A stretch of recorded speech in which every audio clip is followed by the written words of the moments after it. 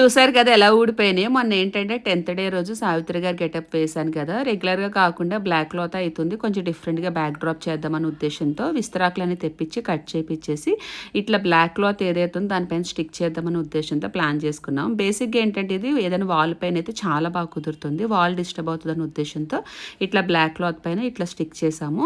ఇవి వచ్చి రియల్ వుడ్లు అన్నమాట, మనం గుమ్మాన్ని కట్టుకుంటాం కదా అది కూడా ఇట్లా పెట్టాను.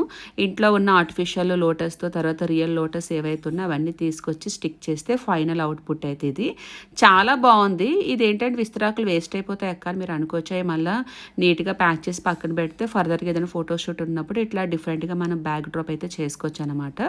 ఇంక ఫొటోస్ తీసుకున్న తర్వాత కిషోర్ నేను ఒక ఓల్డ్ స్టైల్ ఒక రీల్ చేద్దామనే ఉద్దేశంతో ఏదో ట్రై చేస్తున్నాము. బాగానే వచ్చింది. ఇన్స్టాగ్రామ్లో అయితే నేను పోస్ట్ చేశాను.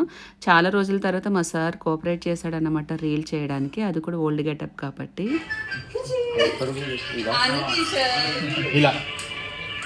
భలే వచ్చింది అబ్బాయి, షార్ట్ మాత్రం హైలైట్ వచ్చింది.